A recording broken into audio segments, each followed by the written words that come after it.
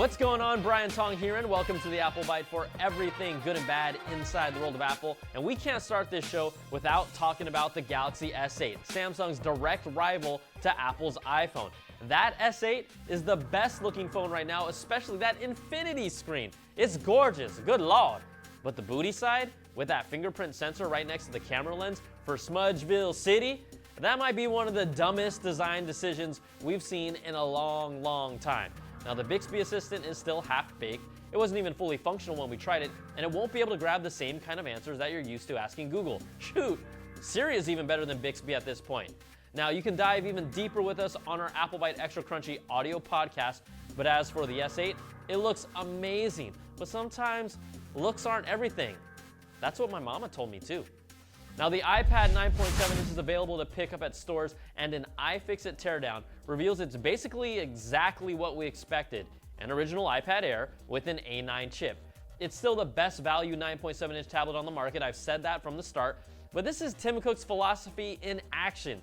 Use the leftovers from the supply chain to offer a product at a lower price for more profits. See, it's not about having the best product possible. Remember those days? But the best product at multiple price points. You know what? It just made me sad Apple to read that out loud. Aww. But look at yourself in the mirror, Apple. We'll have an iPad mini, a 9.7 inch iPad, an iPad Pro 9.7 inch, a rumored 10.5 inch iPad Pro, and an iPad Pro 12.9 inch for a product category that continues to decline year after year after year. You know what? That's a bad Apple. All right, iOS 10.3 was officially released this week, and I like to wait a few days after Apple's track record of bugs the past few updates, but it looks like the coast is clear now. 10.3's big features bring Find My AirPods and the new Apple file system that's optimized for devices with flash solid-state storage, and it's a more secure system. And if you haven't noticed, iOS 10.3 should be snappier because many animations have been tweaked or shortened, or you can just turn them off like I did in the settings a long time ago. tvOS gets an update to 10.2 with better scrolling with the remote, and when you rent a movie on any of your Apple devices, it will finally show up on all of them. And watchOS 3.2's theater mode is here for the movies. The sound turns off and the screen stays off until you tap it twice to turn it on, plus an update to Siri allows it to work with apps for starting workouts, sending messages, booking rides, and more. And iWorks, yes, iWorks. It gets a few key updates as well. You can now use Touch ID to unlock password-protected pages, number, and Keynote documents. You know what? Keynote is the only app I use of those three. So yes. My name is Brian, and I use iWorks. Hi, Brian. Hi. All right, Keynote also gets a cool new feature where you can actually embed Keynote presentations into blogs and websites with the new update, so that's very nice. And by the time you see this, Apple's WWDC 2017 lottery has ended, and that means if you didn't register for the lottery, there is no way you'll be getting in. Your odds are pretty much like 1 in a million. So you're telling me there's a chance? Yeah! No, there's really not. Now, 5,000 people were selected for the conference that runs from June the 5th to the 9th for the lovely price of $15.99.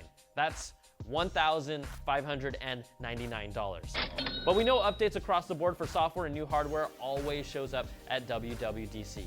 All right, according to MBLM, Apple has been declared the most intimate brand in a survey of 6,000 customers.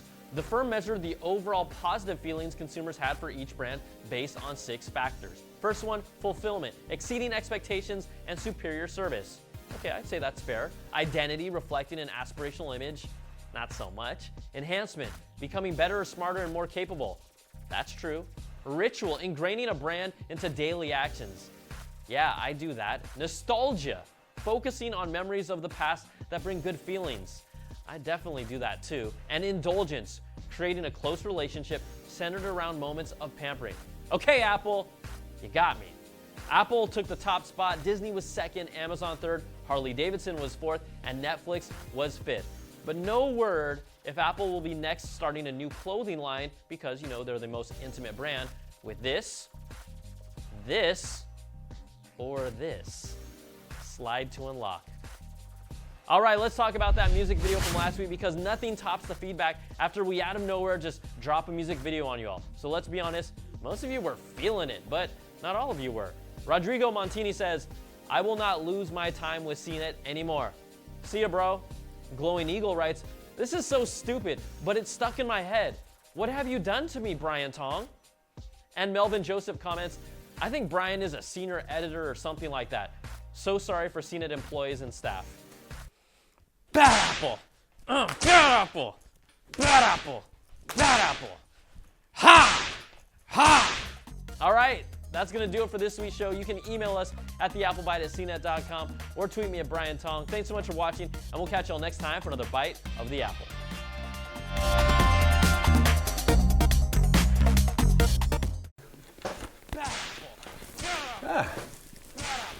Perks of the job.